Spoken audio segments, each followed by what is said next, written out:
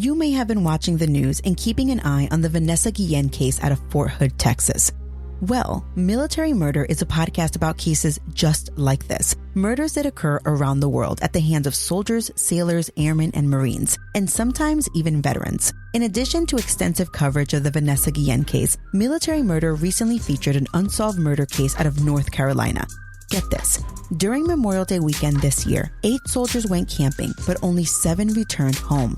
The 8th soldier's partial remains washed ashore 6 days later, and his death was ruled a homicide.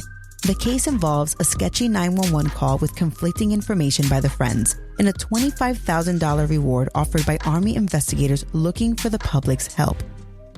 New episodes of Military Murder are available every Monday wherever you listen to podcasts. And with a backlog of 40 episodes, there is plenty of content for you to binge. Now go on, subscribe and listen to Military Murder. This podcast may contain content that is graphic and disturbing in nature. Listener discretion is advised. 27-year-old Marshae Jones was 5 months pregnant when she was involved in a fight that ended in the tragic death of her unborn child. A few months later, a grand jury indicted Marshae on a manslaughter charge for the death. Was this young woman, in fact, guilty of a crime, or was she also a victim in this situation?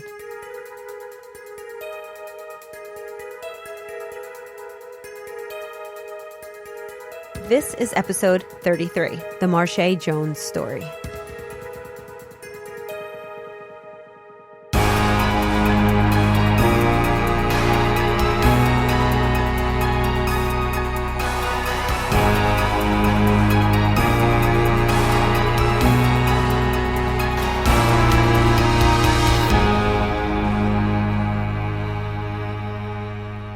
Hi, Meghan.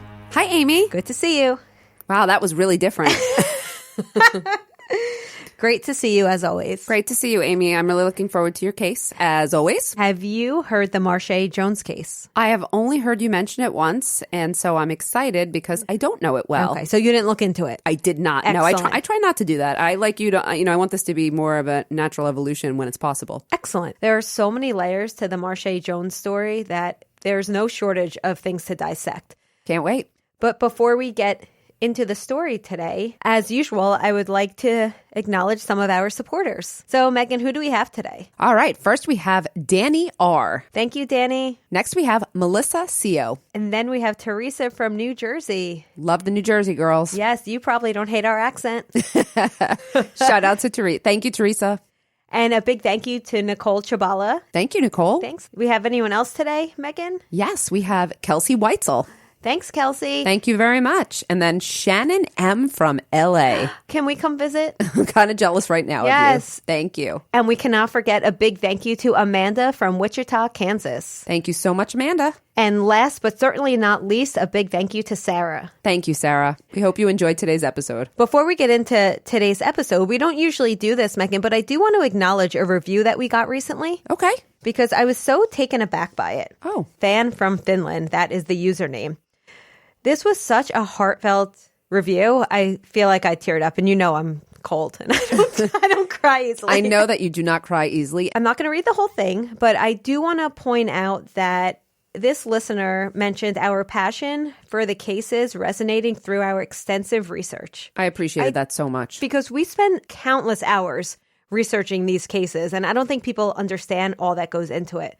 Even more importantly, this review says that the cases are treated appropriately, seriously, and respectfully. The victims are never shamed, blamed, or turned into a joke. It's objective information accompanied by validated evidence. I appreciated this so much. Thank you so much for recognizing that. We really try our best here. The last thing is that this listener said that this podcast has educated them on serious matters that plague society and the criminal justice system. And that's really what we set out to do. We always read your reviews, good and bad. And of course, your case suggestions, we have a running list. So thank you so much to those of you who have left us a review. Now let's jump into the story of Marshae Jones. Marshae Jones grew up in central Alabama in the outskirts of Birmingham. Her family had lived there for many generations. And to tell you the truth, Meghan, there's not much on her background. I really looked, but all I was able to find is that she was described as a quiet, soft-spoken woman, a good mother to her young daughter who was 6 years old at the time of the event we'll be discussing. By all accounts, Marshae was just a hardworking woman, went to church, loved her family, and she was 27 years old and 5 months pregnant at the time of this incident. Okay. Marshae worked at the same company as the unborn child's father, whose name I was unable to find, and also a woman by the name of Ebony Jemison. There were tensions between the two women, Ebony and Marshae. Apparently, there were some reports of jealousy. Some say that perhaps Ebony had a relationship with Marshae's boyfriend, or it's very unclear. There's not much out there.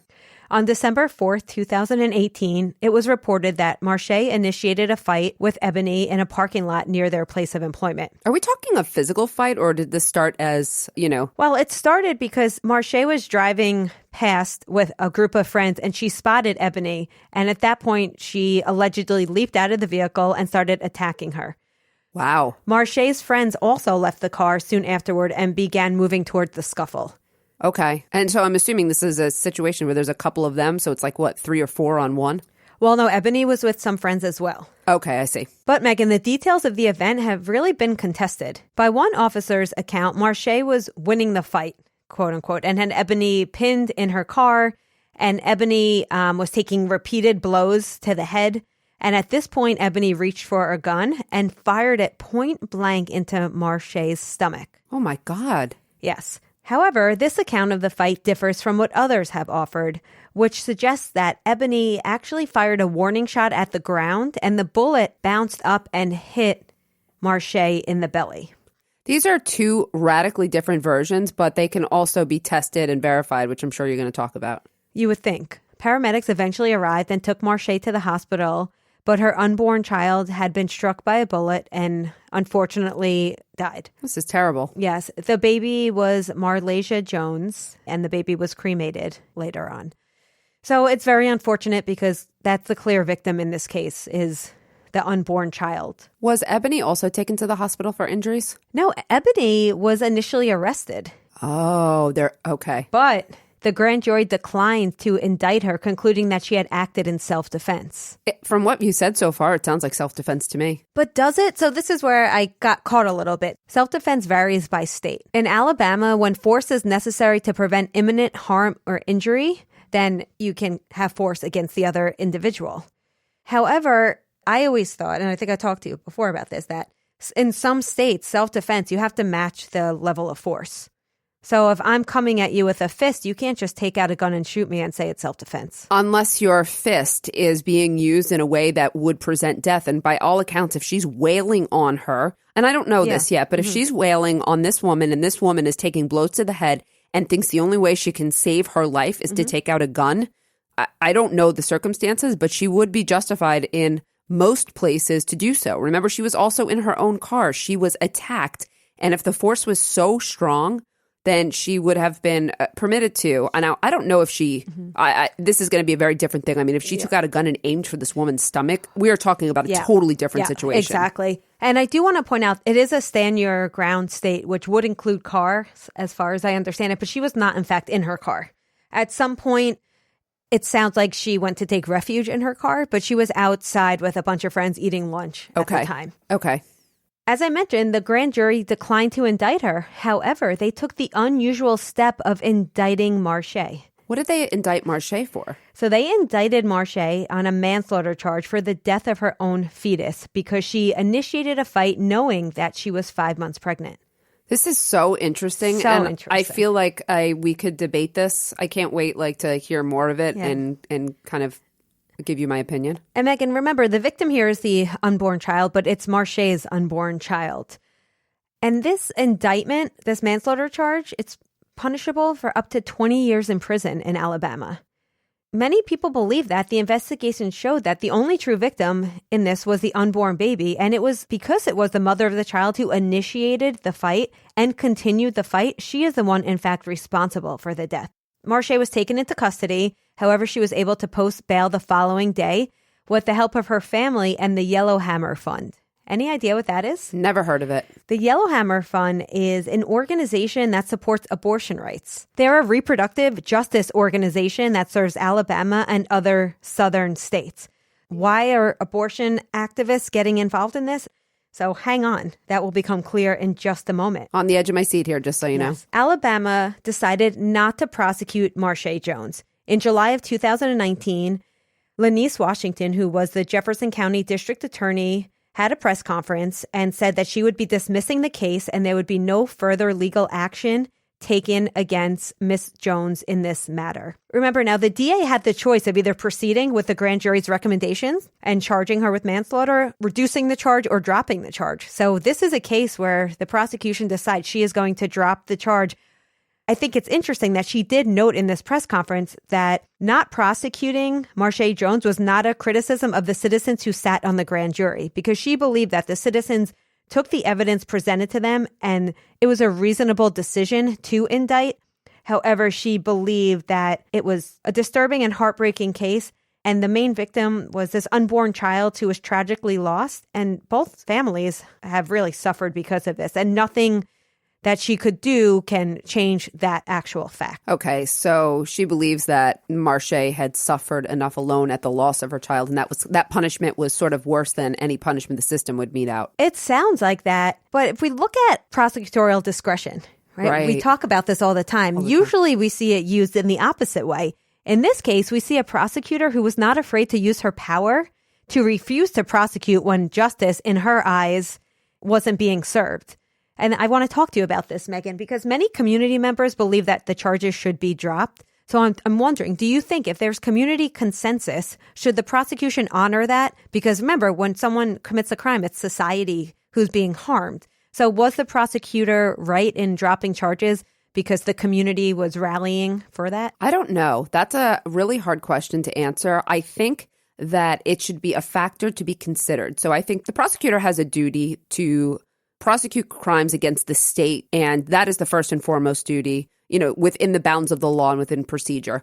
I do believe victims' families, community members, they should have input. I believe prosecutors should meet with them. I believe there should be transparency. However, that being said, I don't think that should be the only driving force behind a prosecutor's decision. I think it should be almost like one of, a three-prong or four-prong test.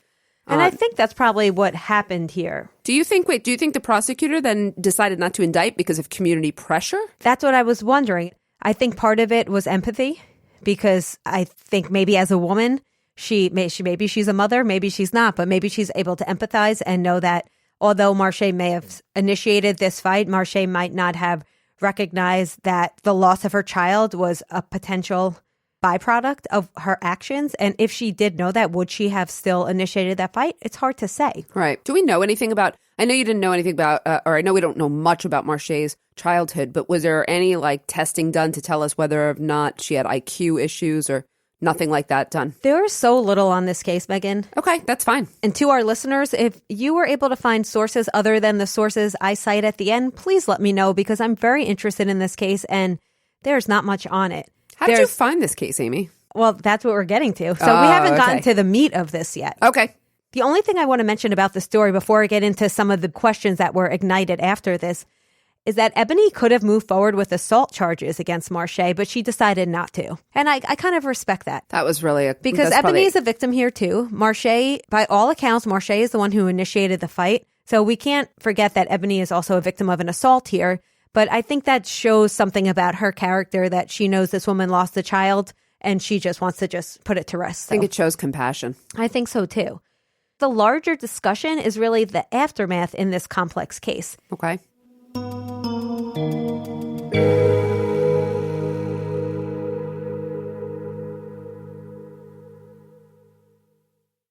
It's not easy to prioritize yourself when there's a lot on your plate. But investing in your mental health has long-term benefits, and with Talkspace, it can actually be affordable. Talkspace Online Therapy is here to give you that support because we all need it right now. Match with a licensed therapist from the comfort of your device and reach out 24/7 whenever something's on your mind. You'll hear back daily, 5 days a week. Meghan, you know what I really appreciate about Talkspace? It is so easy to use. You can go right through the app, or you can use the internet-based version if you want. But once you sign in, they give you an agent, and the agent matches you with your perfect therapist. So no more scouring the internet looking for that, whether you want male or female, someone who specializes, whatever. This person acts as your middleman, and they find you the perfect therapist. And they ask you a lot of questions to help figure out who would be a good match for you. The Talkspace network is composed of thousands of licensed therapists who have experience in over 40 specialties, including but not limited to treating depression, anxiety, substance abuse, trauma, relationship issues, food, eating, and much more. The bottom line is we all need someone to talk to. Talkspace wants to give us the support we deserve at a price we can afford. As a listener of this podcast, you get $100 off your first month on Talkspace. To match with your perfect therapist, go to Talkspace.com or download the app. Make sure to use the code WomenAndCrime to get $100 off your first month and show your support for the show. That's Women, A-N-D, Crime, and Talkspace.com. Care of is a wellness brand that makes it easy to maintain your health goals with a customized vitamin plan that helps you feel your best today and supports you long term. As the seasons change, it is important to get ahead of taking care of your immune health. It takes about 30 days for your body to adapt to new nutrients, so now is a great time to update your vitamin and wellness routine to help support your immune system this fall. Meghan, I have to say, I'm going on about a little over 20 days now of taking my Cara vitamins, and I'm feeling good. Have you noticed a change in my mood? I have noticed a change in your mood, and I have a bit more energy, and I'm thrilled with that. All of Care's products are formulated with good-for-you, clean ingredients that are backed by science. Your recommendations come in daily, individually wrapped packets that are perfect for getting back into a routine. What I really appreciated was the super simple and easy quiz that I took online that helped tailor my vitamin packets to my lifestyle. I feel like I'm able to get the vitamins that best suit my needs. Care's holistic online quiz is like getting a one-on-one consultation with a nutritionist, all without leaving your house. For 50% off your first Care of order, go to takecareof.com and enter code WomenAndCrime50. Again, for 50% off your first Care of order, go to takecareof.com and enter WomenAndCrime50. That's Women, A-N-D, Crime 50. Alabama has a very broad manslaughter law, which makes it a felony to, quote-unquote, recklessly cause the death of another person. Pretty straightforward. Okay. However, what does a person mean? There's debate over, quote-unquote, personhood.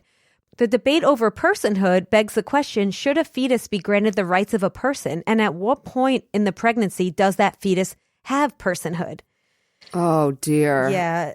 That's going to be, yes, okay. So just a little background. It's important to know Alabama's law surrounding abortion because it becomes relevant. Okay. Alabama is among at least 38 states with laws that classify fetuses as victims in homicides or assault. In Alabama, a quote-unquote person includes an embryo or a fetus at any stage of development. So under Alabama law, life begins at conception. And the notion that the law should treat a fetus like a person is widely held in Alabama. In fact, Alabama lawmakers passed one of the most restrictive anti-abortion bills in the country last May. Did you know this? No. They banned abortion at any stage of pregnancy, even in cases of rape or incest. What? They banned abortion? Amy, that's not possible. They can't make abortion illegal. That would be a direct challenge to Roe v. Wade. It's unconstitutional. Yes. And we know that once the Supreme Court sets a landmark case such as Roe v. Wade, a state cannot go above that. But I think it was more symbolic for Alabama because the governor did sign it into law in May of 2019. However, acknowledged that it was unconstitutional and likely would not happen. Oh, so he knew this wasn't going to pass. I'm sure the way he tried to get around it was to make very minimal exceptions. Like, I bet he said if the child would pose such a serious harm to the mother that death could be likely or something, some exception that actually... Or, Meghan, by having only one clinic that actually performs abortions in the whole state. That's another way to do it. Oh, my. Yeah. Okay. All right. So we've seen this before with other policies. Yeah, I can give an example. Case in point, New Jersey, right? Mm-hmm. You can't restrict, there's Second Amendment, you have the right to own firearms. Do you know how hard it is to obtain a firearm in Jersey? It's essentially... By all intents and purposes, it's illegal in New Jersey. Yeah, right? It's essentially outlawing it. It's like de facto illegal. It'll be interesting to see what happens because from what I understand, the ACLU and Planned Parenthood have a case pending at the Supreme Court level. Oh, yeah. Well, I'm sure that's Alabama. Where it is. Yeah. Oh, I'd be really curious. Let's keep our eye, obviously, on this one. And I'm sure this will come up again in another case. But in Alabama and possibly the country, this was the first time the idea that a fertilized egg or a fetal personhood has provided the basis for the arrest of a woman because she was pregnant when she herself was the potential victim. Oh, so this is important because it's a first. Exactly. And what year was this in again, Amy? It happened in December 2018, the incident. But the indictment, everything else that followed was in 2019. So we're just a year out of this. Yeah, that's why there's still a big conversation going around it. Right. Many people feel that the anti-abortion laws put women who miscarry in a blameworthy position because Marshae, in fact, miscarried. It's not that the bullet murdered the child. The bullet wound caused her to miscarry. Right. This is like when we talk about cause of death, mechanism of death. Yes. I understand. This case has served as a stark illustration of how pregnant women can be judged and punished when a fetus is treated as a person by the justice system. So just as a side note, Alabama charges more women with crimes related to pregnancy than any other state. I find it very interesting that one of the possible charges that women face is chemical endangerment. You know what that is? Drug use. So women are disproportionately punished for drug usage, really in a web of laws that increasingly target mothers. So facing long prison sentences sometimes can discourage women from seeking help. Another recent case that I want to bring up that similarly asks who's responsible when a fetus dies and when should a mother, if ever, be held accountable. Are you aware of the case of Chelsea Cheyenne Becker? Absolutely not. All right. So in California, just last September, Becker was arrested and charged with murder after giving birth to a stillborn son. What? So I'm going to need to know more clearly. So she gave birth to a stillborn son. So you automatically think, oh, this poor woman, right? That's what I would have assumed. Yeah. Hospital staff had called the police based on suspicions that Becker had been using methamphetamine while pregnant. 6 weeks later, Becker was arrested and charged with murder on the claim that meth caused the stillbirth. Are they also, I'm sorry, is it like murder in the first then or murder like it's attempted? Is it just manslaughter? I can't even, I imagine because the intent is probably not to murder your child. It didn't say manslaughter, it said murder. But okay. Again, right. We know every state has very specific definitions. So, but as far as I was able to find, Becker remains in jail because she could not afford to pay bail, which was originally set at $5 million and then lowered to $2 million. So this case, we should keep an eye on this case because this case can potentially open the door to criminally prosecuting someone who does something that can later cause harm to their unborn child. So it's a bit of a slippery slope. It is. For most people, they're going to look at, or for a lot of people, they're going to look at and say, well, it's really irresponsible and harmful to use drugs, but it's the slope of what else? Like, yeah. You went horseback riding, and that's dangerous to pregnant women. Or right. You had too much sugar. Or who knows? Like, yeah, you had some coffee. Yeah. You didn't take your vitamins. You ingested, something that you basically should not have if you're pregnant, like without. So again, I understand understand it, but part of me is worried that this could open up the door to other issues for pregnant women. Just to put this in context for you, Meghan, as mentioned, each state is pretty specific with how they look at these things. Okay.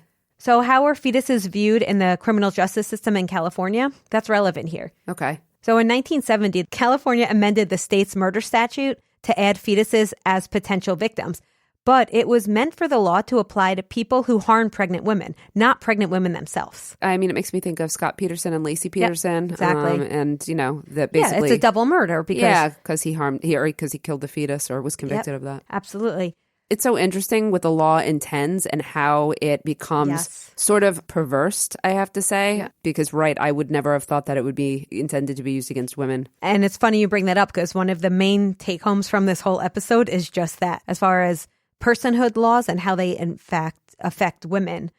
If Becker's case goes to trial, which it's unclear at this moment if it will be the first time a California court has permitted a murder trial against a woman for acts she committed while pregnant that may have resulted in the loss of her child. So that's huge. That is huge. But California is not the first state. I mean, Alabama and then other states are doing this. I understand what you're saying, but I feel like this is not the first time this issue has come up. It is not the first time this issue has come up.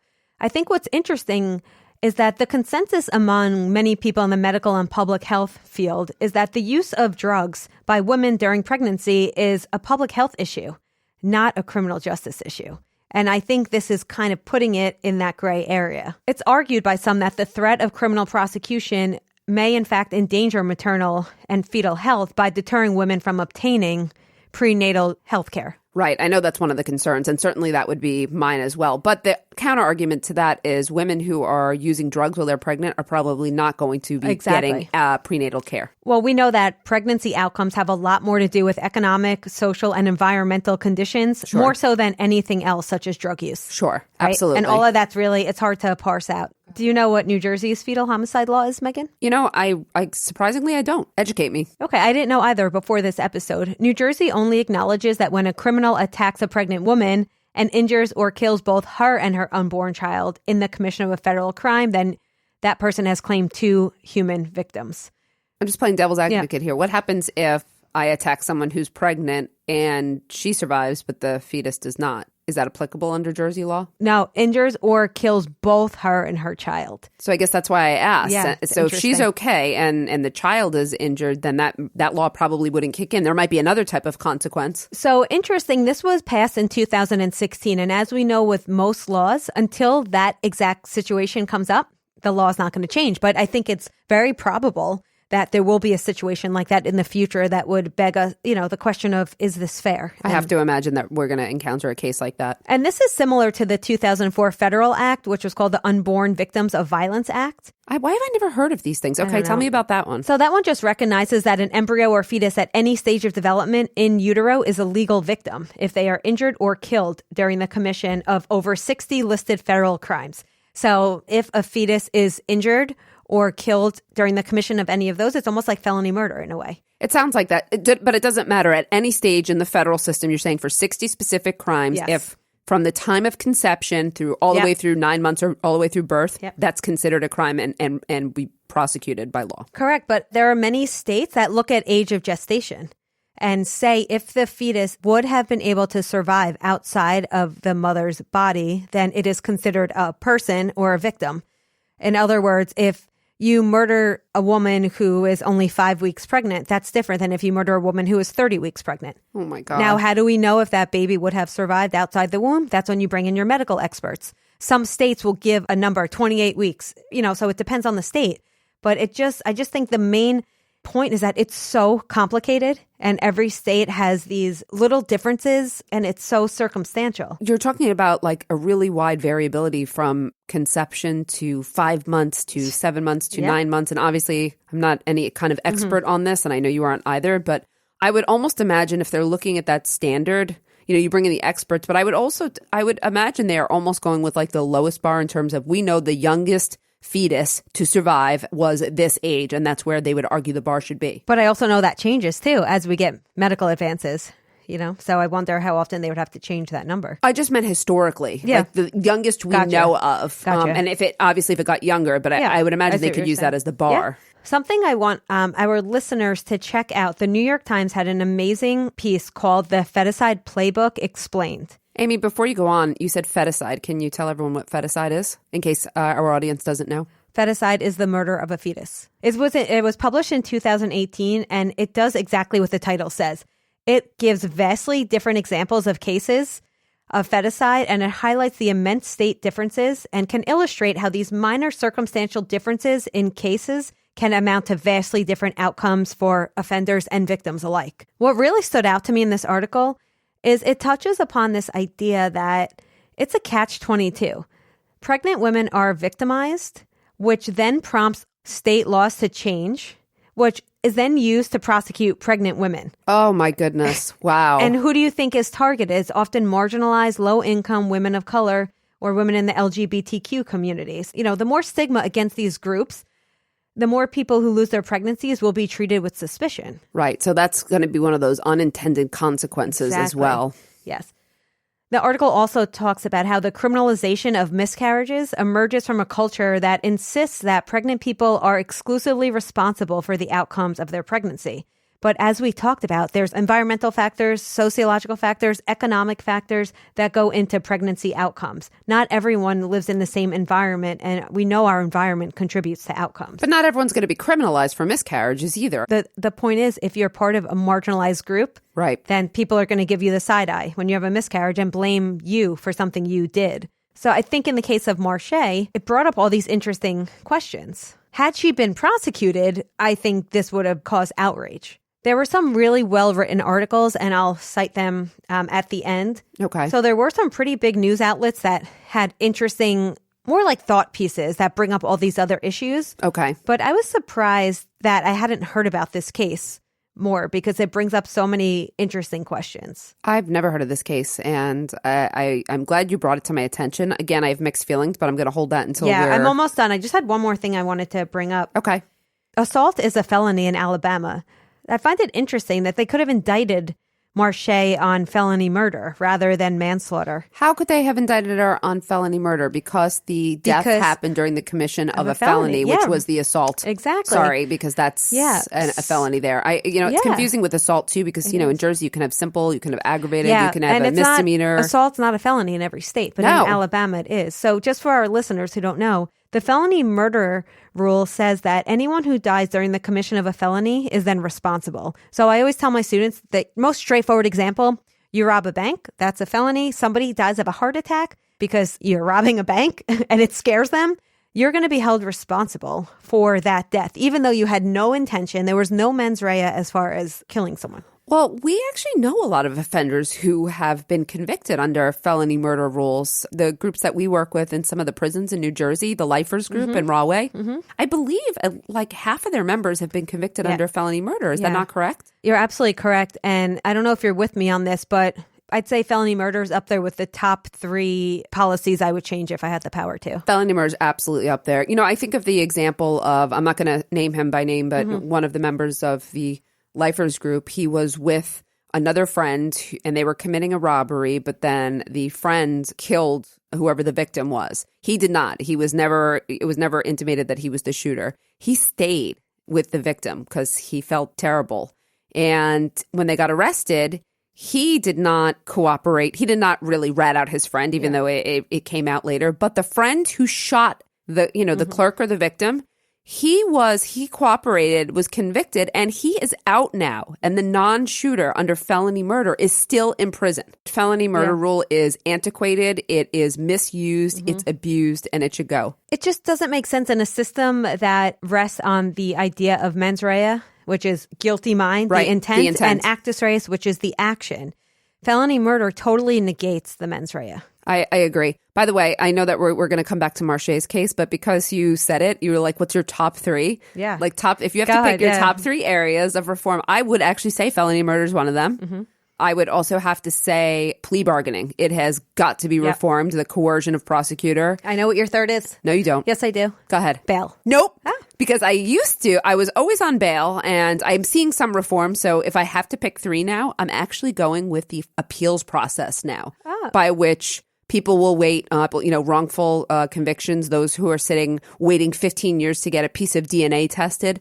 The appeals process has become my new obsession and my new desire to reform. So you're also talking about like post-conviction DNA testing. Absolutely. Because some states have made large strides in that area, but we have a long way to go. The appeals process, though, in general, you have to wait, you submit a brief, you wait a year or 2 for a decision. The state has a year or 2. People just languish because we don't do speedy justice as well as we should. And I know we shouldn't rush, but the appeals process. Meghan, you have the right to a speedy trial. Yeah, but you don't get one anyway. You don't. And then after your trial, nobody cares. So you just sit. So I'm going to say those are my 3. What are your 3 now? I was afraid you were going to ask me. I know. So felony murder and accomplice liability, I'm going to put those hand in hand. That's fine. Because they're so often together. Okay. The use of eyewitnesses in the courtroom without corroborating evidence. Okay. Because there have been people that have been convicted almost solely on identifications, and I don't think that... And a lot of states have made big strides. And also I think the use of... Well, spoiler alert, we'll be talking about this in an episode coming up, but the use of junk science, particularly as it applies to arson cases. Okay. That's where I am at the moment. But you ask me tomorrow, it'll probably change. That's fine. And actually a big one for me too, and I might get some backlash, but abolishing the death penalty. Yeah, I know you feel strongly about that one. I don't disagree. I just don't agree. Sorry, that was a side note. We got geeked out on policy a little bit, but I know you want to bring it back to Marshae. Can I ask you a first a pointed question? Right. Do you believe that Marshae, in fact, should be responsible? If not, who is responsible? We have a victim here. Someone has to be held responsible. That's that greatest question. I have to say my feelings are extremely mixed. I understand why she was not prosecuted. I understand that I highly doubt that she went into this fight or attacked this girl thinking anything about that her unborn baby would be injured or killed. But she has a responsibility to take care of her child. And I do see her as culpable in some way. I'm not going to lie. When you are 5 months pregnant, it seems wholly, and this is what I think of reckless, to pick a physical fight off the street, to physically attack another person. I think that behavior is reckless, and I think she should have anticipated that could have harmed her baby. So this is where I don't know if this is going to be a popular opinion. I'm not sure what the right answer is, but I do believe she's culpable in some way. So would you say a manslaughter charge is the appropriate charge? Yes. I mean, it certainly wouldn't be. Maybe? It wouldn't be anything with intent. It certainly would be. I can see the case for reckless manslaughter to be made, and I know that she probably suffered a lot, but she's culpable. Yep. She committed, if you look at like the letter of the law, I would say she committed reckless manslaughter.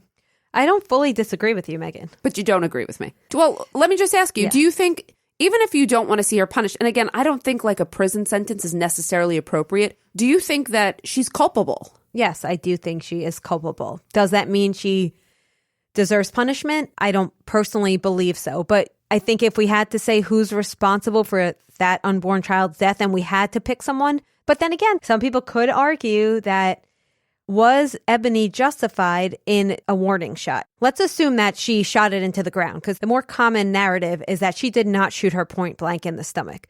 So part of me, and she was licensed to carry. So she did legally have the firearm. But I wonder did she really feel that her life was in danger? Did she really feel the need to bring a firearm into this situation? Without knowing the details, we wouldn't know for sure. But what you're telling me is that she's licensed to carry a firearm. She was attacked physically, attacked at least strong enough that she tried to flee in her car. She's got a case for me for self-defense. Yeah. I don't know if it doesn't seem like a good idea ever to shoot a gun around at the floor because there is ricochet. And I don't think that's a brilliant idea. Yeah. But I'm not sure that I would hold her responsible. I wouldn't hold her responsible for the death. Yeah. No. I don't think that would be fair. I don't even know if she knew that Marshae was pregnant, to be honest. 5 months, I mean, some women don't show, so it's possible. She had no idea. I don't know. Yeah, at the end of the day, I would go with the fact that I think Marshae is culpable, but I probably think she's punished enough by the consequences of her actions. She's going to have to live with that for her entire life. Yep. The guilt is probably enough, but I do think she's responsible. No, I respect that. All right, Amy. Well, thanks for bringing us this really interesting case today. I just want to say that I don't know. I don't know where I stand. I don't have a stance on when a fetus should be considered a person. That's really beyond. I think, Amy, you would agree. That's beyond our scope. Yes. I think it's a really interesting argument, but certainly I wouldn't have an opinion on that one yet. Because some people have a religious argument, some people have a scientific argument. I don't think we're in the position to talk about that. And I'm not sure that that's exactly relevant in this case. I'm not sure that I would feel different if the unborn child was 2 months versus 5 months. So, Meghan, I know that was quite the controversial case, but to end here today, let's get to one of our patrons' questions. Great, ready. So, Kelsey Weitzel had a question. Actually, one of Kelsey's questions was asking about what kind of books we like to read. And we actually have a really nice book list on our website that James put together. Yeah, we do. You can go to Women in Crime to check out our book list. But I can just tell you really quickly a couple of my favorites. Go ahead. I love Lisa Jewell, love Megan Miranda, love Greg Olson. So I'm a one-trick pony. I read mostly crime books. Yeah, for me, I'm big into memoirs. I do like some of the true crime stuff. But check out our list for sure. And definitely let us know what you're reading as well. Okay, Kelsey, your other question, you're wondering what percentage of criminals have narcissistic personality and how it might impact their criminal activity. This is a really interesting question. When we talk about personality disorders, they exist along a continuum. Correct. So we know, well, actually, let's back up, Meghan. Someone with a narcissistic personality disorder, right? This is someone who is a great manipulator. They hold a grandiose view of themselves. An insatiable need for admiration, sense of entitlement. Mm-hmm. The world revolves around this person. Absolutely. Many criminals have been diagnosed with narcissistic personality, or people have at least theorized that they have it. Casey Anthony, great example. Oh, yeah. I cover this in a lot of my classes. You do. Who else? Ted Bundy. O.J. Simpson, Jodi Arias, Diane Downs. The list goes on and on. Those with narcissistic personality disorders are not inherently violent. However, When threatened with a loss of control or power, they are known to turn to violent acts. Okay, yeah. Particularly, there has been a connection between men with narcissistic traits and some sexual offenses. Okay, that makes sense. It's really hard to say what percentage because, number one, narcissistic personality disorder it's not a mental health defense used in the court of law. No, it's personality disorder. It's a personality disorder, right? So it's not that we could say how many people plead to insanity and how many people get not guilty by reason of insanity, but we can say usually with mental health issues, such as bipolar disorder and other mental illnesses per se, we usually know the number. So it can tell you the percentage of people in the system with narcissistic personality disorder is definitely going to be higher, but we really couldn't say for sure what the exact number is on that one. Thank you so much for that really interesting question. Amy, thanks for bringing us this interesting case today. Appreciate it. And we'll catch you next time on Women in Crime. Thank you. Women in Crime is written and hosted by Meghan Sachs and Amy Shlosberg. Our producer and editor is James Varga. Our music is composed by Desert Media. If you enjoy the show, you can get access to ad-free episodes, exclusive AMAs, and other bonus content for a small monthly contribution through Patreon. To find out more, visit patreon.com/womenincrime.